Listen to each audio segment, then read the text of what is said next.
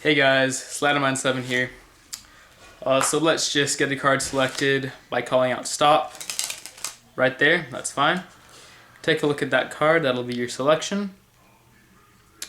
Alright, and I'll take your selection, place it back somewhere in the center of the deck. Alright, I'll push the deck flush and then give the deck a couple cuts and a shuffle just to ensure that your card is well mixed in the deck.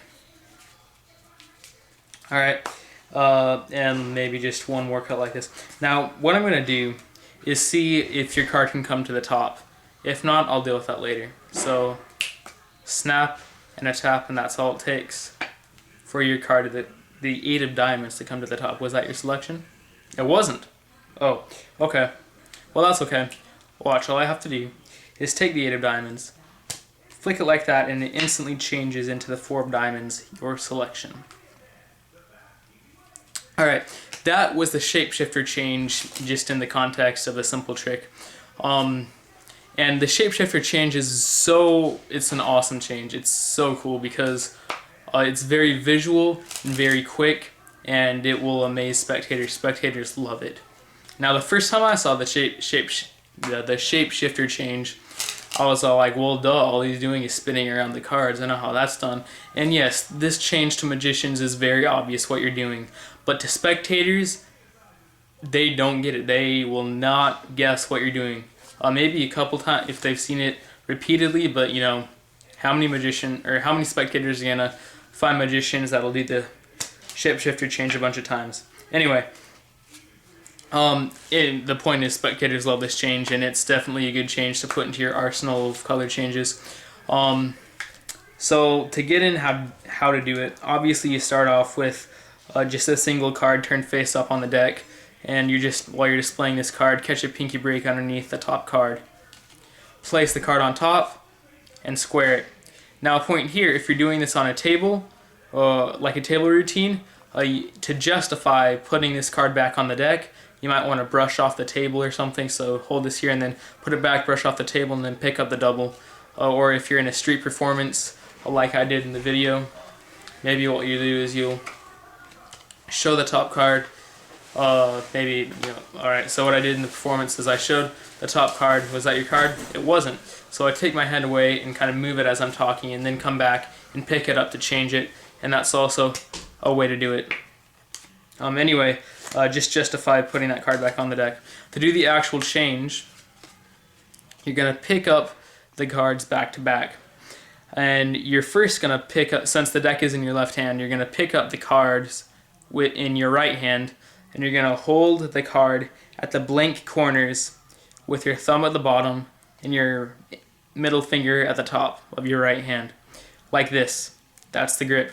And then you're going to have the deck in, I think this is the mechanic's grip. You're going to have the deck in the mechanic's grip here, and you're going to grab the card at the other corners with your left hand, so like this. So your thumb's at the top, your middle finger's at the bottom on the pip corners.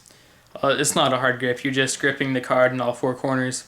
And what you're going to do is with your right hand, you're first going to bend the card down like this. And then after you do that, with your left thumb and your left middle finger, you're going to pull down those pip corners. So you're just creating a lot of tension in the card. And what's going to happen is this tension is energy that's being stored. And when you allow that bottom right corner of the card to flick off your middle finger, that energy is going to be released, and it's going to be enough energy to turn the card all the way around 180 degrees in a perfect position for you to drop the card, push off the single, and display it like this. So that's how it happens. And the key part to this trick is bending that card down. If you just try to do it with your left hand and just pulling down the cards like this and then letting it flick off, you're not going to get very far, I promise. So you have to bend it down and then do it. And even then it takes a little bit of practice, but you'll get it. So I kind of touched on it there. To do the actual change, all you're doing is allowing that card to flick off your middle finger. Now the first time I watched this, I believe most magicians do this change by flicking off their thumb, if I remember right. I haven't watched a tutorial for this in a long time, but if I'm remembering right, they allow the card to flick off their thumb. Well, I can't do that because it always hits my middle finger whenever I try it with my thumb. I don't know why, and I can't even get it that far because I haven't practiced it that way. But I do it flicking off my middle finger of my left hand. And basically you just do what works best for you, because obviously it doesn't make a difference, or I don't think it makes a difference. So I'm going to teach it where the card is flicking off of your left middle finger. So the deck is in the left hand. You're holding the cards at the corners. You're bending these cards down with your right hand, pulling the corners down with the left hand. And with all this energy, you're just going to allow that bottom right corner of the card to flick off of your middle finger, and you're just going to bring it off of your thumb, and it's just going to rotate around very quickly, and you're going to drop it like this. Now when you do the change, you want to drop the card to where it doesn't go like that, or when you take it off like this, make sure the cards don't stick together, so you're not doing this, because then they see, oh wait, no, is that their card? Did they just have them back to back? Spectators will figure that out. So when you drop the card, just make sure that you do it in a way that you don't show yourself pulling back this card square with the deck. So even if it lands straight, make sure that you just push off one single card. And that'll make the change look very clean. So that's the change. I hope you guys enjoyed this video, and it takes a little bit of practice when you first start out. You're gonna start by having the card go part way like this, but just practice and get the feel of it, and you're gonna get it to go all the way around, and you guys are gonna like this change. You're gonna love it. So that's it. Hope you guys enjoyed.